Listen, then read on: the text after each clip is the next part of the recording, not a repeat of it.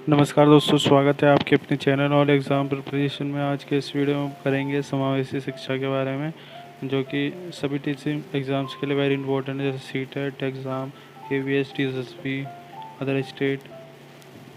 तो वीडियो को शुरू करते हैं। समावेशी शिक्षा की अवधारणा। समावेशी शिक्षा क्या होता है? समावेशी शिक्षा वह शिक्षा है जिसमें एक सामान्य विद्यालय में जो बाधित तथा सामान्य बालक दोनों को एक साथ शिक्षा दी जाती है। शारीरिक रूप से विकलांग जो होते हैं, दिव्यांग बालक को पहचानना बहुत आसान होता है, जबकि मानसिक रूप से जो विकलांग बालक होता है, बाधित बालक होता है, उसे पहचानना कठिन होता है। शारीरिक और मानसिक रूप से बाधित बच्चे सामान्य बच्चों की अपेक्षा धीरे सीखते हैं, उनकी रफ्तार कम होती है सीखने की। समावेशी शिक्षा शारीरिक और मानसिक रूप से पूर्णतः आंशिक ग्रसित बच्चों को सामान्य बालकों के साथ शिक्षा ग्रहण पर जोर दिया जाता है देती है यह शिक्षा। तब विशिष्ट शिक्षा की जो विशिष्ट बालकों की शिक्षा हेतु अनुमोदन करती है। विशिष्ट शिक्षा का मुख्य उद्देश्य बाधित बच्चों में छिपी योग्यता को उजागर करना है। जो बाधित बच्चे होते हैं उनकी जो योग्यता होती है, उनमें भी काफ़ी योग्यता होती है सामान्य बच्चों की तरह, तो उनको उजागर करना होता है मुख्य उद्देश्य।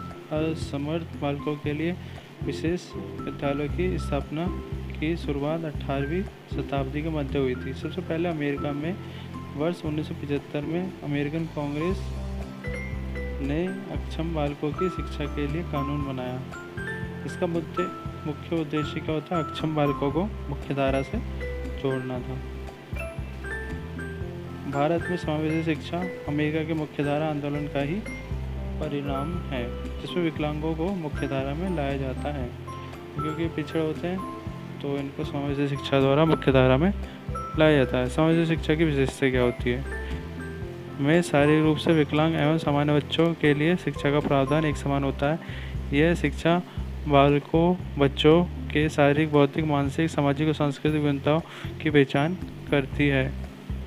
इसमें संज्ञानात्मक, संवेगात्मक, सृजनात्मक विकास के अवसर उपलब्ध कराए जाते हैं। इसमें विभिन्न प्रकार के बाधित बालकों की जो शारीरिक, मानसिक अवस्था को स्वीकार कर उनमें समुचित विकास के अवसर प्रदान किए जाते हैं। समावेशी शिक्षा के मौलिक अधिकारों को सैद्धांतिक और व्यवहारिक रूप में स्वीकृत करती है। इसमें धर्म, लिंग, जाति आदि के भेदभाव के बिना सहसंबंधित एवं समायोजित रूप में रहकर बालक शिक्षा ग्रहण करता है। इसमें असमर्थ बालकों के प्रति स्कूलों, अध्यापकों एवं समाज के अभिवृत्ति में बदलाव देखने को मिलता है। इसमें स्कूली विद्यार्थियों की ज़रूरतों के मुताबिक से ही वियोजित किया जाता है। ठीक है, अब इसकी आवश्यकता क्यों है, ये इम्पोर्टेंट है। सामाजिक शिक्षा की व्यवस्था में अपंग बालकों को सामान्य बालकों के साथ मानसिक रूप से प्रगति करने का अवसर दिया जाता है, इसलिए ये ज़रूरी है। इसमें बालकों में सामाजिक, नैतिक गुणों, प्रेम, सहानुभूति, आपसी सहयोग आदि गुणों का समावेश होता है। इसमें बच्चों में शिक्षा, सामाजिक स्पर्धा की भावना विकसित होती है।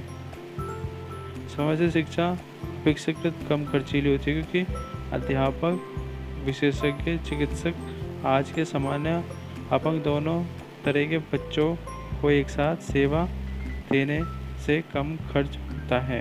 ठीक है, ये फ़ायदा कम खर्चीला है। इसमें अपंग और सामान्य बालकों के बीच एक प्राकृतिक वातावरण बनता है, जिससे बालकों में एकता की भावना आती है, एकीकरण की संभावना होती है, मतलब कोई भेदभाव नहीं होता इससे। समावेशी शिक्षा समानता के सिद्धांत का अनुपालन करती है तथा इससे शैक्षिक एकीकरण भी संभव है। अब समावेशी शिक्षा का महत्व क्या है, ये देखते हैं। इसमें अध्यापक और अन्य कर्मचारियों में सहयोग तथा एकता से अनुकूल परिस्थितियाँ बनती है, जिनसे शैक्षणिक उन्नति होती है। इसमें विशिष्ट बालकों तथा सामान्य बालकों को पढ़ाना कम खर्चीला होता है। इस शिक्षा व्यवस्था में बालकों का मानसिक विकास, आत्मसम्मान की भावना का विकास अच्छी तरह से होता है।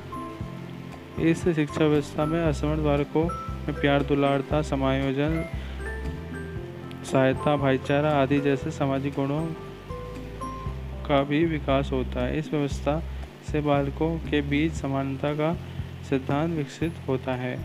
इसमें सामान्य तथा बाधित दोनों तरह के बालकों के बीच प्राकृतिक वातावरण का विकास होता है। अब देखते हैं लाभ क्या है इसके। सामाजिक शिक्षा का कारण जो अक्षम बालक है सामान्य बालकों के साथ सम्मिलित होकर लाभान्वित होता है।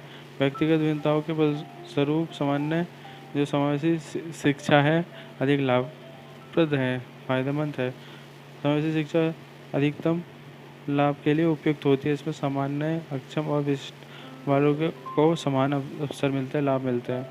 समायोजन की समस्या को दूर करने के लिए समावेशी शिक्षा लाभप्रद है। ठीक है।